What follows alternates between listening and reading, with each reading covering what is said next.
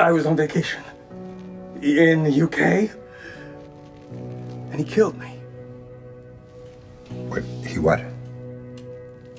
He killed me. Who? I don't know who he was or why he did it. But in the dream, I could see and feel and hear everything. My friend Dan, what advice would you give to people, others wanting to get involved in the acting business, or perhaps even re-enter the acting business?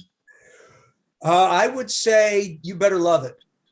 Yeah. You better just love what you're doing and want to do it for the right reasons. You absolutely should not be doing it because you want to be famous. You absolutely should not be doing it because you think you're going to make a lot of money. You have to be prepared for rejection,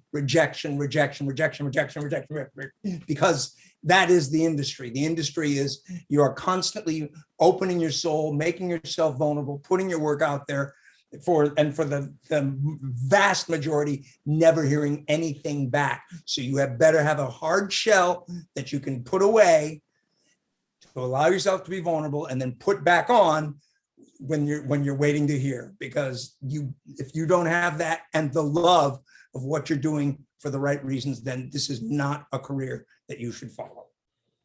And how do you go about getting work for yourself? I mean, I know you have, of course, Lisa to help, but what kind of things do you do to initiate trying to get work for yourself? Well, boy, a lot. I don't have to memorize projects, but I do anyway for myself. I'll memorize a monologue. I'll memorize a poem. I'll memorize, and I do that because those are things that I want to do to keep my craft honest and to keep myself there. I am trying to produce some of my own projects. I've optioned a couple of scripts, and I'm working on producing those. But also, an agent can get you the audition. An agent, for the most part, unless it's somebody like Abrams Artist who can just put you in a project, for the most part, an agent can't get you the job. The only one who can get you the job is you.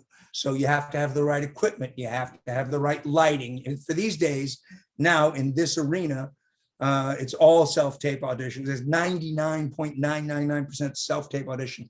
You got to have the right equipment. You've got to have a good recording device. You've got to have a good lighting system. You've got to have a good background, and you have to be able to put together and get an audition out quickly. As soon as it gets in, you've got to be able to get it down. My dog is growling because I'm moving. You got to be able to get it all down and get it out there as soon as possible. I have a story related to that if you'd like to hear it. Yeah, absolutely. Okay. I'm very fortunate in that I just recently booked a feature film, a lead role in a feature film.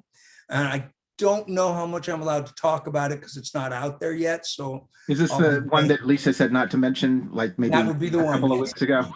That might be the one, yes. Okay. But I'm very fortunate. And I went on back. I'm also, that's another thing. As an actor, you should be on Backstage, the site. You should be looking at those auditions daily. And if anything's even close to what you're right for, submit yourself for it. Submit yourself for it. This was a Backstage audition. I liked the concept of what they wrote. I liked the scene they provided for the self-tape. So I sent it in. I worked on it. There's another thing. As an actor, you need to have a reader, a good reader, somebody you can work with. Somebody a good reader? A reader, yes. Someone who can read with you when you're putting a self-tape audition. Someone who can not only read with you, but who can look at your work and maybe help you tweak it. I am very fortunate in that I have a good team of people who works with me. Pay for someone to do it, or get a good friend to do it.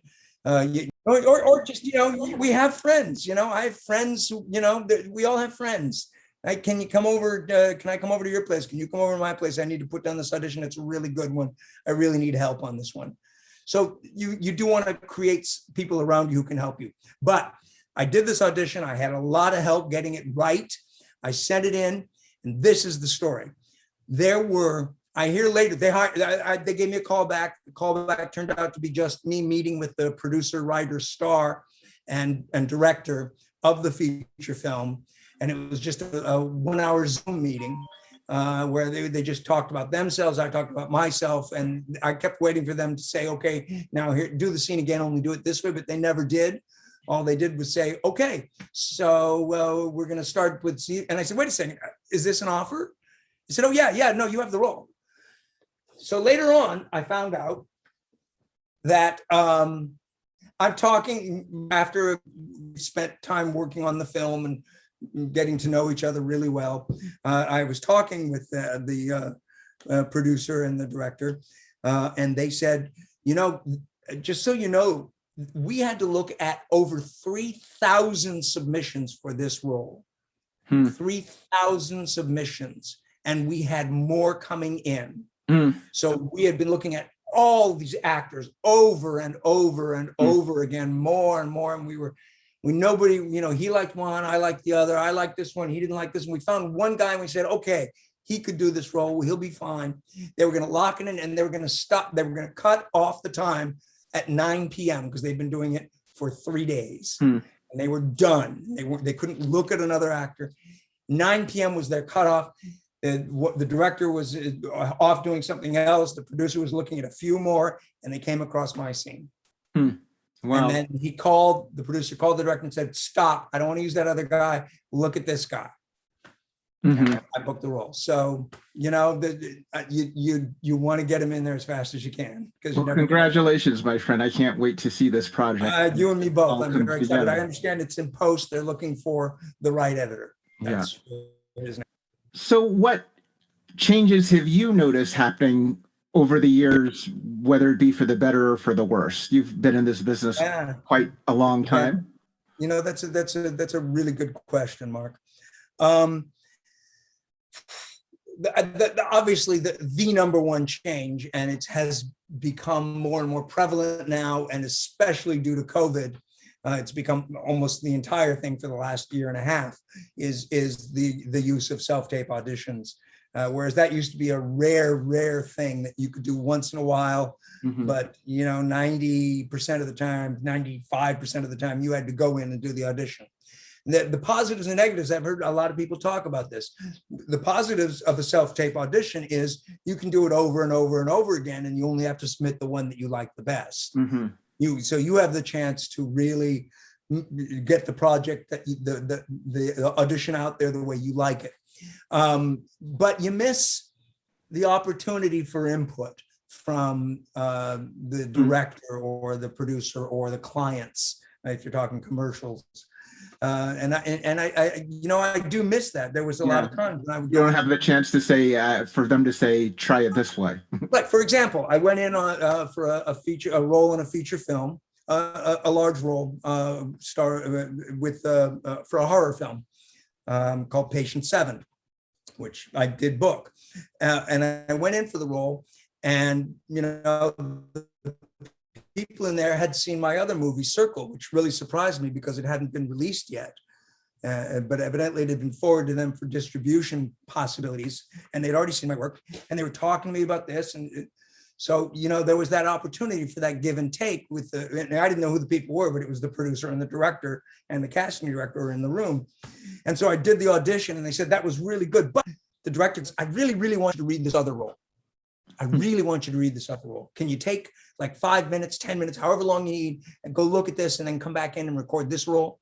I went, of course. So, and I went out, I spent some time working on it. I made some choices, came in, did it. I landed the job. Same thing happened in television. I did a audition for Zoe 101. And I went in and I did the audition, and they said, we love you, but we want you to look at this other role. We think you're better for this. And I read that other role, I booked the job. So that kind of interaction is missing now. There's no, that opportunity doesn't happen anymore. What obstacles have you encountered through the course of your career that you've had to overcome? Well, money. Money is always a driving force in life. If you're married with kids, I'm married to kids, so the driving force in my life was to make sure that I was able to provide food and housing. So I worked for as 30 years as a trial paralegal. Well, that created some obstacles. A lot of times I wasn't able to go to an audition. A lot of times I wasn't able to accept a role because I had to continue to earn my living in that. So there was that obstacle. Getting an agent initially when I started, I got that first agent, fantastic. He left the business. He went back home to the South, Georgia, I think. He just didn't want to do it anymore. So I had to go hunting for another agent. And that's a difficult time. If you don't have an agent currently, getting an agent is a very difficult obstacle to overcome. You really have to knock doors and hope that someone will see your worth.